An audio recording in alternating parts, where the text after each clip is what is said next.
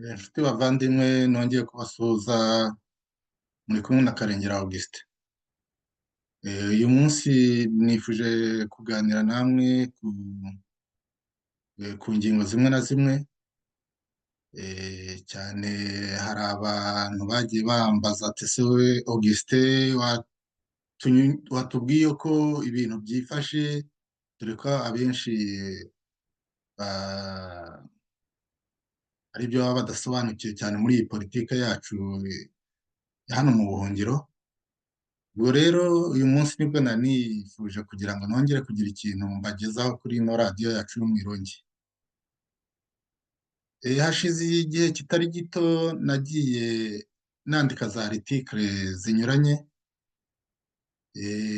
Hari artikire nigeze kwandika mvuga ku bibazo byari muri FDLR icyo gihe, yari yacitsemo ibice bibiri.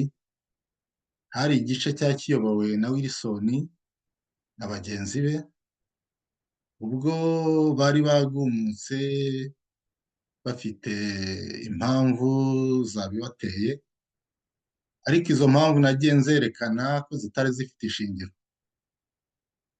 Ibyo byose rero mwagiye mureba uko birangira, ku buryo mwabonaga ko ku bantu babashije gusoma artikire cyangwa bagiye bareba iherezo ry'ibyo bintu, mwagiye mubona uburyo FPR na Mpatsibihugu baticaye. Zimwe muri gahunda zabo harimo no kubaruza impunzi ziri muri Congo.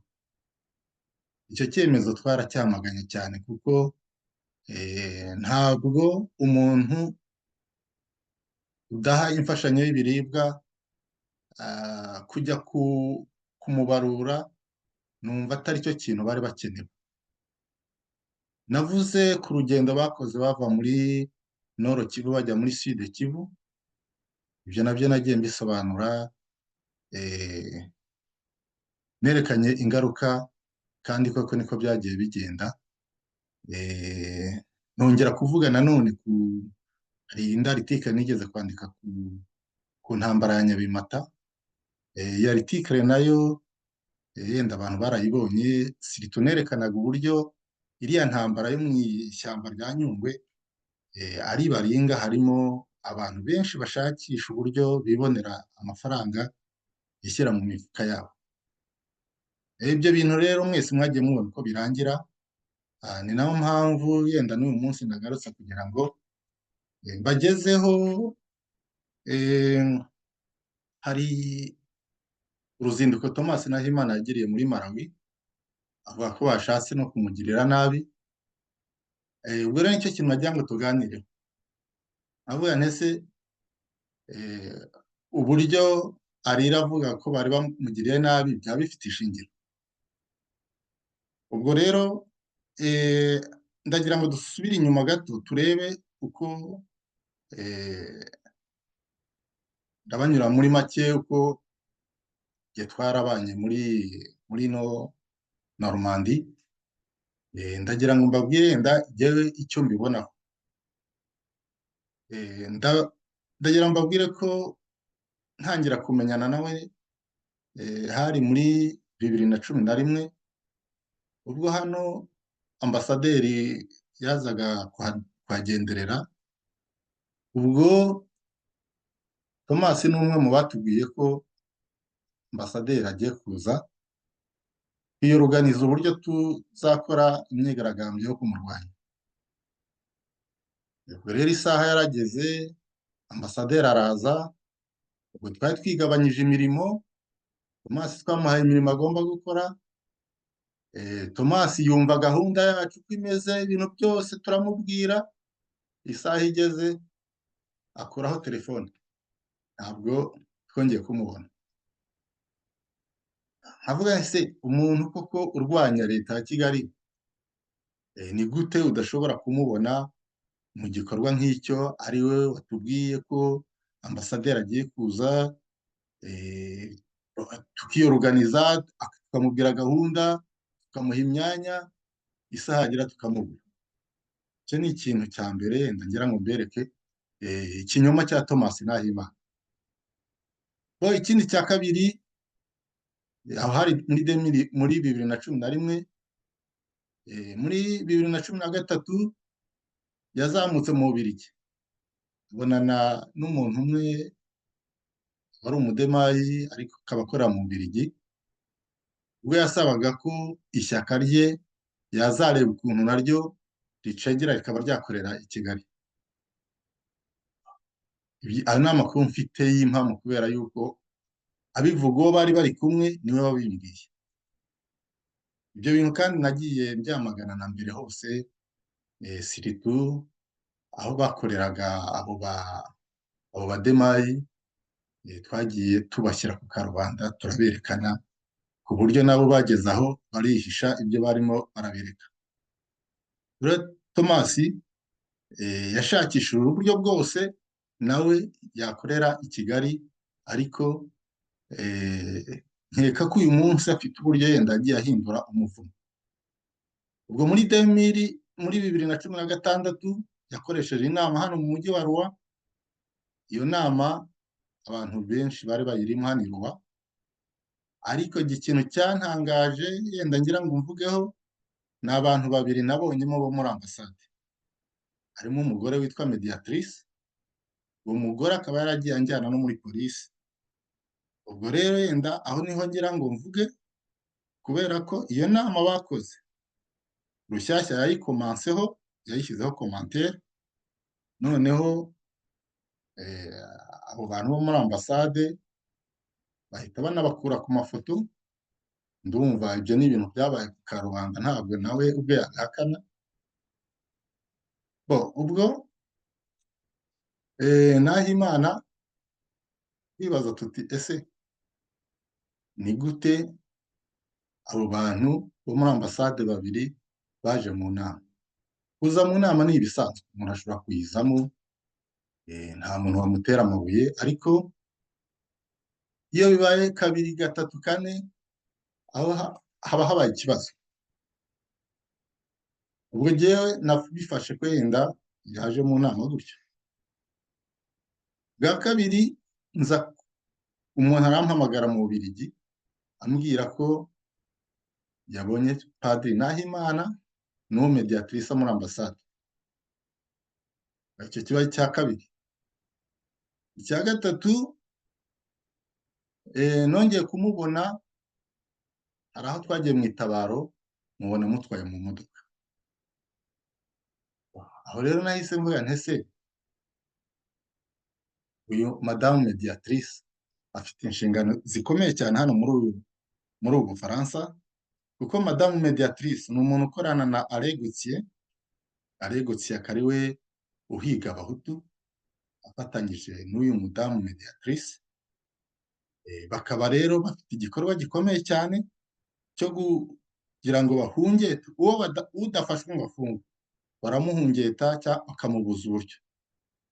Abantu benshi bamaze gufatwa, abantu bamaze gushinja ibinyoma ntibagira ingano. Uyu mudamu Mediatrice umwaka ushize nawe yanjyanye muri polisi ashinja ibyaha bikomeye cyane, ariko amahirwe nagize ni uko umunsi yavuze ngo nateganyije kumugirira nabi, nari nibereye ku kazi ndi gukora. Ubwo urumva rero ko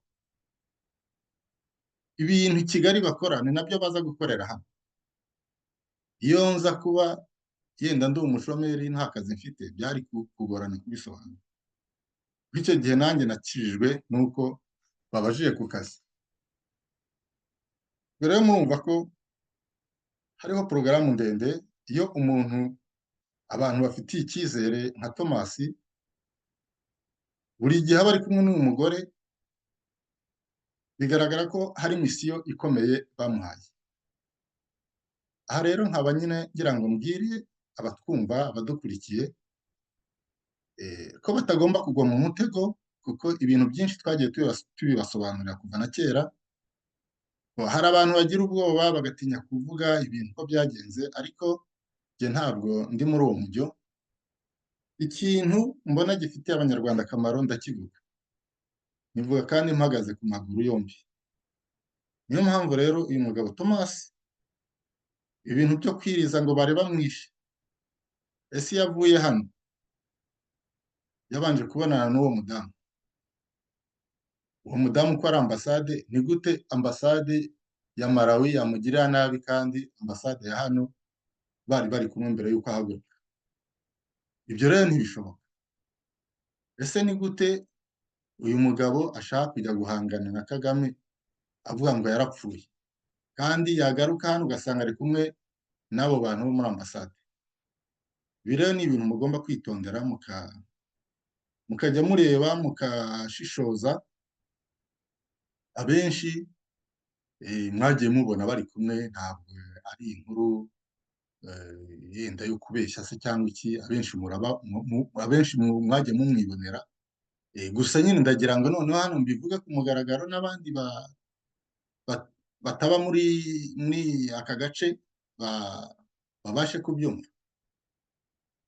Rero banyarwanda, banyarwandakazi, aho muri hose, nimuzajya mubona hari ibibazo bikomeye mukagenda mwibaza se opozisiyo imaze iki? Opozisiyo yagiye ihura n'ibibazo bikomeye cyane, kubera ko abantu nk'aba ba mediatrice cyangwa abo bademayi, iyo bari gushaka ayo mashyaka bakoreramo bayaha inshingano, ikintu cya mbere barababwira ati aba bantu baturwanya murebe ukuntu mubazana, noneho baze muri sisiteme yacu. Ikindi kandi ambasade ishoramo amafaranga menshi cyane. Bakongera bakavuga bati mwebwe umuntu ushaka kujya i Kigali mu nama y'umushyikirano turamugurira biye aragenda nta kibazo. Ikindi kintu gikomeye nabo ni uko bagira gutya bakavuga bati hari impunzi Malawi. Ibi ni ibintu nakoze ankete cyane.